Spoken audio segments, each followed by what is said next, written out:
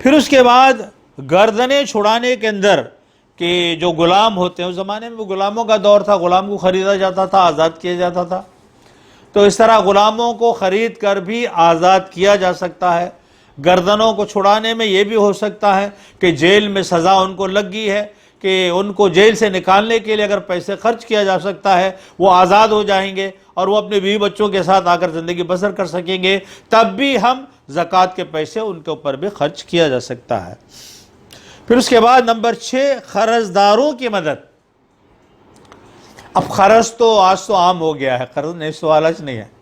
جی، حکومت خود قرض دار ہے، ٹاٹا خود قرض دار ہے، سب قرض داری ہے، لیکن یہاں یہ کہا گیا ہے کہ قرض دار کے سلسلے میں کہ آدمی کے پاس سب کچھ موجود ہے، بیٹھنے کے لیے اچھا سا صوفہ موجود ہے، اچھا سا ٹیبل موجود ہے، گھر کے اندر اے سی بھی موجود ہے، گھر کے اندر فریج بھی موجود ہے، وہ کسی وجہ سے وہ قرض دار ہو جاتا ہے، تو اب ہم ان کے پاس جا کر یہ بیچ ڈالو جی، وہ بیچ ڈالو جی بولنے کی ضرورت نہیں ہے، بلکہ اگر آپ کے پاس زکوٰۃ نکلتا ہے تو ان کو سیف سائڈ کرے۔ آپ کا مال جتنا بھی گھر کے اندر ہے وہ رکھیے اپنے پاس، لیکن آپ کا قرض کتنا ہے وہ قرض زکوٰۃ کے پیسے سے ادا کر دینا چاہیے۔ لیکن ہمارے جو مسلمانوں کا جذبہ کیا ہوتا، کیا رے وہ کہیں کو رہے، وہ بڑا ہو کیا کی فریج ہے نا اتنا بڑا، کہیں کو بیچ ڈالے، یہ کہیں کی ہے بیچ ڈالو، نہیں، آپ کو وہ مطالبہ کرنے کی ضرورت نہیں ہے، وہ جیسا رہتا ہے رہنے دے، لیکن اس کا جو قرض ہے اس کو ادا کرنے کی کوشش کریں۔ یہ اس چیز کی کمی ہمارے اندر محسوس ہو رہی ہے۔ کبھی کبھی کیا ہوتا، آدمی گاؤں جاتا، دلی جاتا، کہیں بامبے کہیں جاتا، اس کا جو ہے بٹوارا جو ہے مار دیا جاتا ہے، اس کا جو ہے پرس کو مار دیا جاتا ہے، وہ کیا ہوتا، غریب ہو جاتا نہیں۔ اب اس وقت بھی زکوٰۃ کے پیسے سے اسے مدد کی جا سکتی ہے، حالانکہ اپنے شہر میں مالدار ہے، لیکن اس وقت جو ہے وہ بالکل غریب ہے، تو ان کی بھی مدد کی جا سکتی ہے۔ اس طرح اور بھی تفصیلات ہے، کبھی موقع ملے تو انشاءاللہ آپ کے سامنے بات رکھوں گا۔ پھر اس کے بعد فی سبیل اللہ، راہ خدا کے اندر بھی خرچ کر سکتے ہیں۔ راہ خدا میں یہ ہے کہ جو لوگ جہاد کے لیے نکل رہے ہیں ان کے اوپر خرچ کیا جا سکتا ہے۔ جہاد کو جانے کے لیے ساز و سامان اگر آپ دلانا چاہتے ہیں تو وہ خرید کر دے جا سکتی ہے۔ اسلام کی تبلیغ و اشاعت کے لیے کوئی کتابوں کی ضرورت ہے تو وہ کتابیں خرید کر آپ دے سکتے ہیں۔ اس طرح یہ اسلام اور اسلام کی اشاعت سے ریلیٹڈ ہے۔ اسلام کو بول بالا کرنے کے لیے جب جنگ لڑتا ہے تو اسلام کو ڈیفنس کرنے کے لیے جاتا ہے، اسلام کو کھڑانے کے لیے جاتا ہے، تو اسی طرح بکس ہے، لٹریچر ہے، اس طرح کی چیزیں بھی فی سبیل اللہ کے مد کے اندر آتے ہیں۔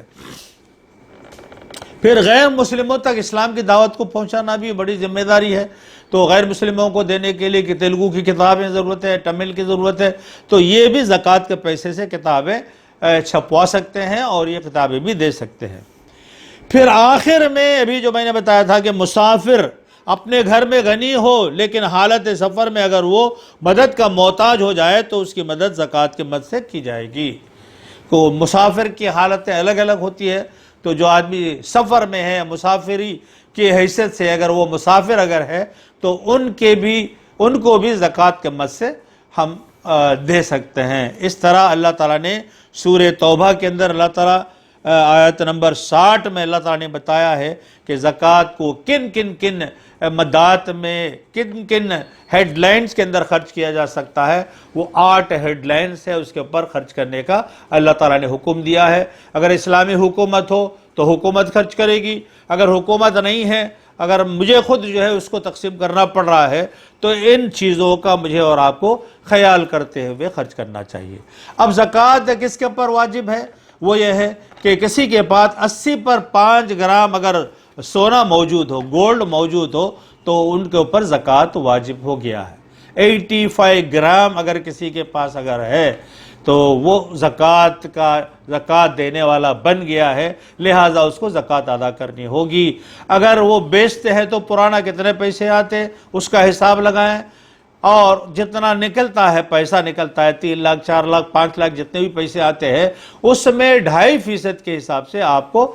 زکوٰۃ نکالنی ہوگی۔ اگر آپ کاروبار کر رہے ہیں، تجارت کر رہے ہیں، تو 80 پر 5 گرام آپ خریدیں گے تو سونا اگر 5 لاکھ ہو رہا ہے تو آپ کے دکان میں اگر 5 لاکھ اگر مال ہے تو آپ کے اوپر بھی زکوٰۃ واجب ہو گیا ہے۔ اس کے لیے ہولانے ہول کی ضرورت نہیں ہے، سال ہونے کی ضرورت نہیں ہے۔ دکان کے اندر کے جو مال کے کاروبار کا وہ تو روٹین ہوتے رہتا ہے، مال آتا بکتے رہتا، مال آتا بکتے رہتا، اسی لیے آپ جس دن بھی زکوٰۃ کا حساب کتاب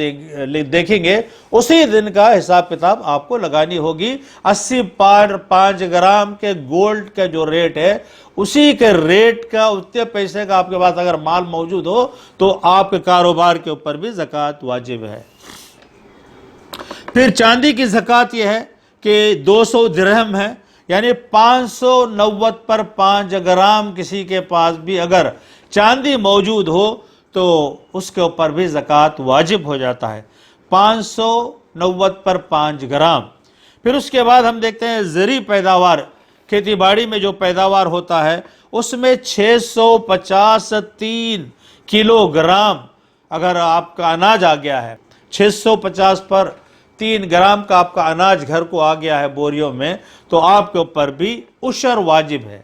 اگر عشر کے 2 طریقے ہیں، ایک اگر بارش کے ذریعے سے آپ کا کھیتی باڑی ہوتا ہے تو اس میں آپ کو 10% نکالنی ہوگی، بارش سے اگر پکتا ہے۔ اگر آپ بورویل لگا کر پیسے خرچ کر کے کرنٹ کا جو پیسہ لگا کر اگر آپ محنت کر کے الگ سے آپ پکاتے ہیں تو آپ کو 5% عشر نکالنی ہوگی۔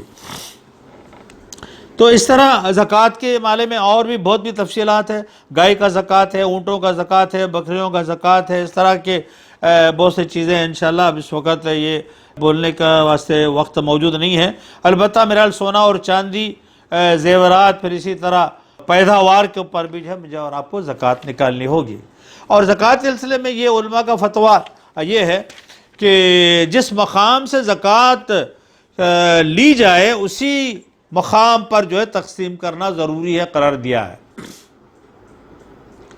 زکوٰۃ جس مقام میں آپ وصول کر رہے ہیں اسی مقام پر وصول کرنا، یہ علماء کا فتویٰ ہے۔ البتہ یہاں وجے واڑہ کے اندر 1 کروڑ روپے وصول ہوا ہے، لیکن گنٹور کے اندر بہت سے جو ہے نقصانات ہوا ہے، یا زلزلہ آ گیا ہے، گھراں جل گئے ہیں، وہ فلانا، تو اس وقت یہاں کا پیسہ بھی ان مسلمانوں کو، ان انسانوں کے مدد کے لیے بھی یہاں کا پیسہ ضرورت کے اعتبار سے ان کے اوپر بھی خرچ کیا جا سکتا ہے۔ اور کما سکنے والے تندرست آدمی کو زکوٰۃ نہیں دینا چاہیے، پھر غیر مسلم کو بھی زکوٰۃ نہیں دی جا سکتی ہے، پھر زکوٰۃ بیوی کو، والدین کو، اولاد کو، دادا دادی اور اولاد کے اولاد کو بھی زکوٰۃ نہیں دی جا سکتی، اور مسجد کو زکوٰۃ نہیں دی جا سکتی، اور مرتد کو بھی زکوٰۃ نہیں دی جا سکتی، اور زکوٰۃ ادا نہ کرنے والا فاسق ہو جاتا ہے، زکوٰۃ کو نہیں ماننے والا کافر ہو جاتا ہے۔ اللہ سے دعا ہے کہ اللہ تعالی ہماری مدد فرمائے۔